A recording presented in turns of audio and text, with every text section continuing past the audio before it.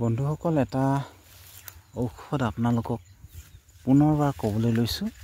এয়া চাওক, এই ফুলপাহ নিশ্চয় ইমান সুন্দৰ আৰু আপোনালোকে চিনি পাইছে। আৰু ইয়াত বহুতো ফুল আছে। এয়া চাওক, এইবিলাক হৈছে ফুল, দেখিছে? এইবিলাক কেতুৰী হয়, হালধি নহয়। কিন্তু হালধি ফুলপাহ বেলেগ হয়। এয়া হৈছে কেতুৰী ফুল। এয়া চাওক, ইয়াৰ এটা ঔষধি গুণ আছে, আৰু এই ঔষধি গুণৰ বিষয়ে অৱশ্যে আগৰ ভিডিঅ'ত কোৱা আছে, হ'লেও কৈছোঁ। কেতুৰীয়ে হওক বা হালধিয়ে হওক, দুইটা ফুলৰে একেটাই কাম কৰিব। হালধি ফুলটো বেছি ভাল, সেই হালধি ফুল কিন্তু প্ৰায় পোৱা নাযায়। আৰু এয়া হৈছে কেতুৰী ফুল।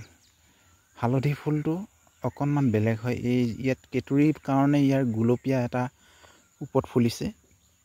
হালধি ফুলটো কিন্তু এনেকৈ গুলপীয়া নহয়, হালধি ফুলটো বগা হয়। আৰু বহুতো বন্ধু বান্ধৱে আগৰ ভিডিঅ'টোত বহুতো সহায় কৰিছিল, কমেণ্ট কৰিছিল, আৰু বহুতে চিনি পোৱা নাছিলে। হ'লেও নতুন বন্ধু বান্ধৱ বহুতে সেই ভিডিঅ' চোৱা নাছিল। গতিকেলৈ পুনৰবাৰ আজি আকৌ ক'বলৈ লৈছোঁ একেটাই কথা, যে বৰ্তমান যিহেতু গৰম দিন আহিছে, গৰম দিনত বহুতৰে ঘামচি হয়।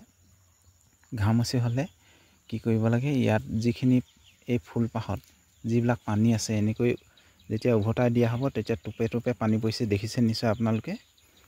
এই পানীখিনি এটা ঔষধ হয়। এতিয়া বৰ্তমান গৰম দিনত যিবিলাকৰ ঘামচি হ'ব, সেই ঘামচি হোৱা লোকসকলে এই ফুলপাহ গাত ছটিয়াব লাগে। এই পানীখিনি এনেকৈ গাত মাৰি দিব লাগে, ঘামচি হোৱা স্থানত লগাই দিব লাগে।